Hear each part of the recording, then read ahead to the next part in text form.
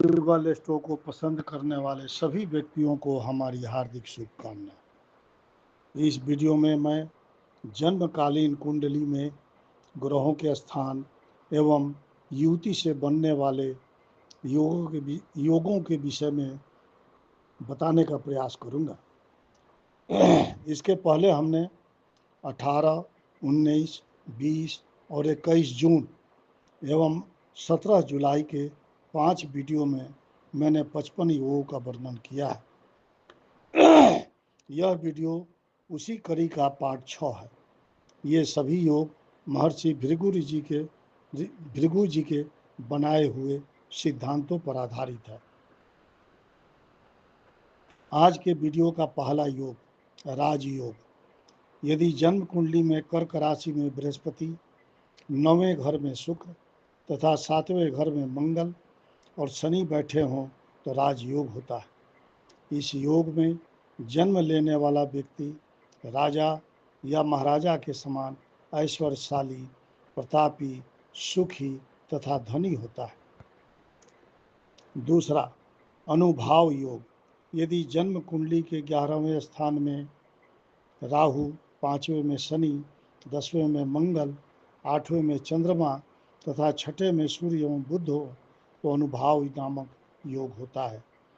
इस योग में जन्म लेने वाले व्यक्ति के पुत्र जीवित नहीं रहते तथा पत्नी का गर्भस्राव हो जाता है, जब दान पुण्य से लाभ होता है। तीसरा योग श्रीमुख योग। यदि जन्म लग्न में गुरु और 9वें स्थान में शुक्र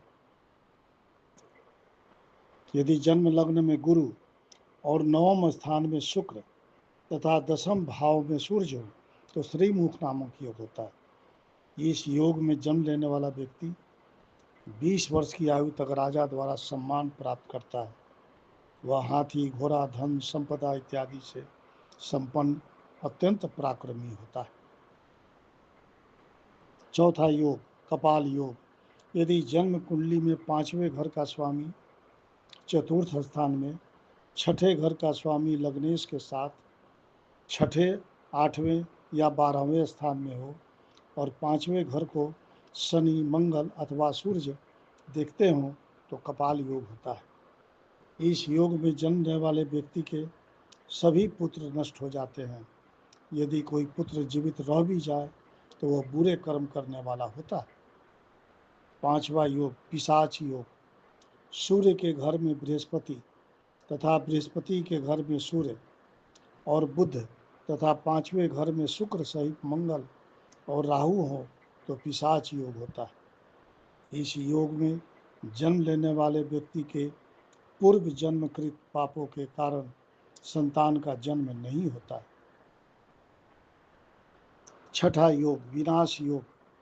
तीसरे घर का स्वामी तीसरे घर में ही पाप ग्रहों के साथ हो अथवा उस पर पाप ग्रहों की दृष्टि हो तथा शनि की राशि में बृहस्पति बैठा हो तो विनाश नामक योग होता है। इस योग में जन्म लेने वाले व्यक्ति को भी पुत्र, संतान, धन इत्यादि की हानि उठानी पड़ती है। सातवां योग वाग भव योग। यदि चौथे, 5वें, 9वें एवं 11वें तथा 12वें घर में ही सभी ग्रहों की स्थिति हो तो वाग भव योग होता है। इस योग में जन्म लेने वाला व्यक्ति धनी, यशस्वी तथा विद्वान होता है। आठवां योग आनंद योग। यदि शनि के घर में गुरु और गुरु के घर में शनि शेष, शुभ तथा पाप ग्रह 11वें स्थान में बैठे हों तो आनंद योग होता है। इस योग में जन्म लेने वाला व्यक्ति बाल्यावस्था में दुखी और युवावस्था से 44 वर्ष तक की आयु तक बहुत ही सुख भोगता है। बाद में वह सामान्य जीवन जीता है। नवा अनुसात योग अनुज्ञात योग। यदि जन्म कुंडली में मंगल के घर में शुक्र, शुक्र के घर में मंगल, चौथे घर में चंद्रमा तथा मेष राशि में बुध और गुरु हो तो अनुज्ञात योग होता है। इस योग में जन्म लेने वाला व्यक्ति 16 वर्ष की आयु तक अन्न धन से संपन्न सामान्य जीवन जीता है तथा 30 वर्ष के बाद राजा के समान वैभव और ऐश्वर्यशाली जीवन व्यतीत करता है। 10वां योग जितेंद्रिय योग। यदि जन्म कुंडली में लग्न अथवा पंचम स्थान में बृहस्पति और दसम भाव में चंद्रमा बैठा हो तो जितेंद्रिय योग होता है।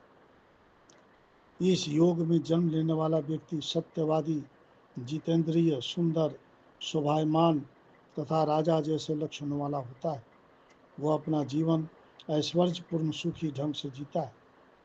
11वां योग तीर्थप्रीत योग। यदि जन्म कुंडली के अष्टम स्थान में शुभ ग्रह स्थित हों और उन पर शुभ ग्रहों की दृष्टि भी हो तो तीर्थप्रीत योग होता है। इस योग में जन्म लेने वाला व्यक्ति अनेक अनेक तीर्थों की यात्रा करता है। इस प्रकार ये सभी 11 योग भृगु संहिता के आधार पर बताने का प्रयास किया है। इस प्रकार हमने अभी तक 6 वीडियो द्वारा 66 योगों का वर्णन किया है। यदि आप अपनी जन्म कुंडली की विस्तृत जानकारी या अपने किसी भी समस्या का समाधान या अपने प्रश्नों का उत्तर चाहते हों तो हमसे संपर्क कर सकते हैं। अब हमारा अगला वीडियो पार्ट 7 का भी 11 योगों का होगा। आगे शिव शक्ति की जैसी इच्छा। जय शिव शक्ति।